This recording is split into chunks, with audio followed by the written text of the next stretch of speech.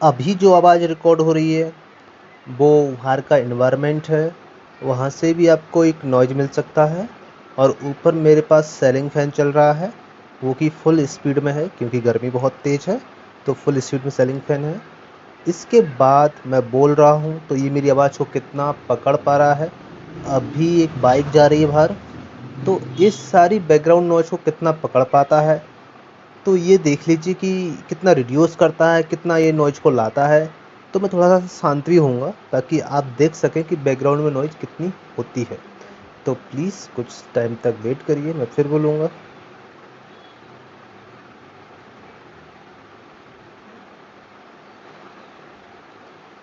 तो ये तो है इसकी आवाज़ क्वालिटी। जो भी आप सुन रहे हैं इसको मैंने बिल्कुल भी एडिट नहीं किया है, ताकि आप एक्चुअल देख पाएँ कि माइक कितना रिकॉर्ड कर लेता है, किस तरीके से बिहेव करता है बैकग्राउंड नॉइज़ के साथ।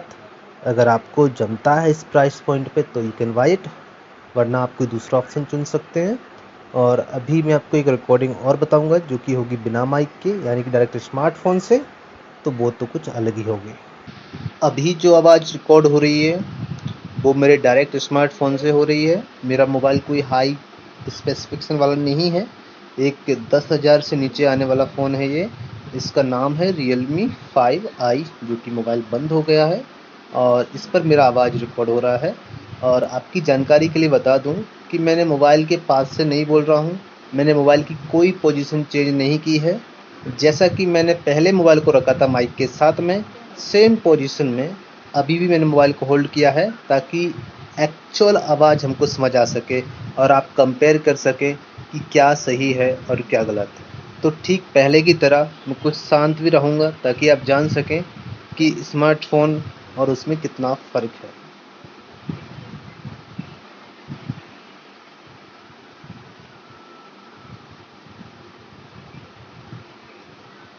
उम्मीद है कि आपको समझ आ गया होगा कि जो सनेजर का माइक है उसकी क्वालिटी क्या है और इस स्मार्टफ़ोन की क्वालिटी क्या है। अभी जो आवाज़ रिकॉर्ड हो रही है ये माइक कॉलर पे लगा हुआ मेरे, तो थोड़ा एक डिस्टेंस है, करीब मेरे हाथ के बराबर डिस्टेंस है ये, जो मेरा फिंगर और जो हथेली है वहाँ तक की डिस्टेंस है। मैं चाहता हूँ कि मैं इस माइक को थोड़ा पास लाऊं माउथ के और इसमें 2-3 इंच का गैप रखूं, देन अब स्पीक करूं और अभी ये बताऊं कि इस माइक में कैसी क्वालिटी है, क्या सिस्टम है। अगर मैं कुछ देर तक शांत भी रहूं तो देखिए कितना एम्बिएंट नॉइज में आता है।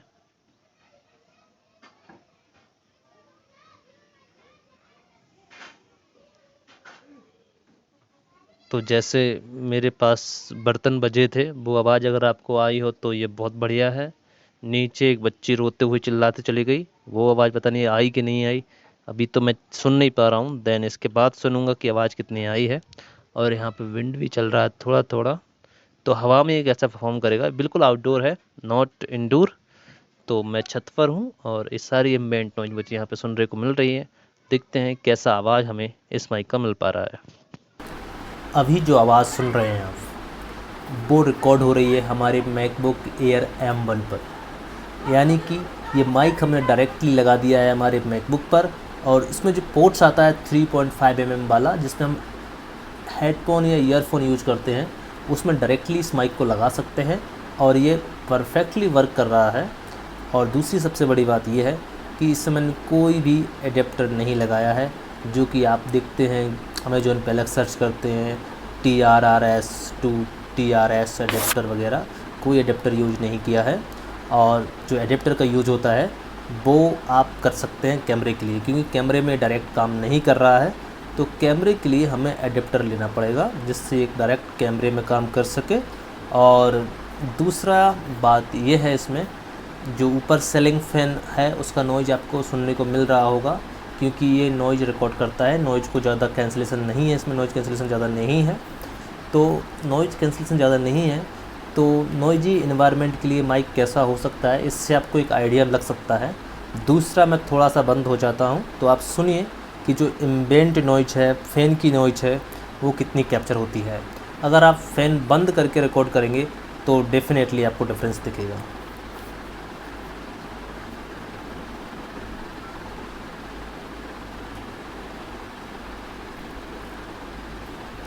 यहाँ पर जो फ़ैन की स्पीड थी वो लगभग फुल थी।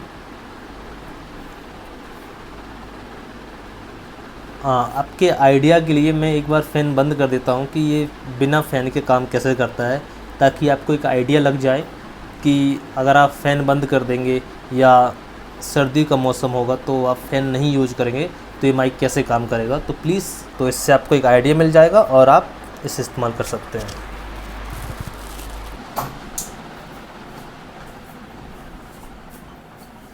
अभी लगभग फ़ैन बंद कर दिया है और जिस वॉल्यूम पर पहले मैं बोल रहा था, जिस भी बेस पर बोल रहा था, उसी तरह से बोल रहा हूँ। और आपको एक आइडिया लग रहा होगा कि पहले कितना नॉइज़ था और अभी कितनी आवाज़ क्लियर हुई है। और ध्यान रखिएगा, मैंने इस ऑडियो में या किसी भी ऑडियो में, इस इंटायर वीडियो में कोई भी एडिटिंग नहीं की है या कोई भी एक्सटर्नल नॉइज़ रिडक्शन वाला टूल यूज नहीं किया है, ताकि आप एज इट एज क्वालिटी समझ सको कि माइक कैसे वर्क कर रहा है।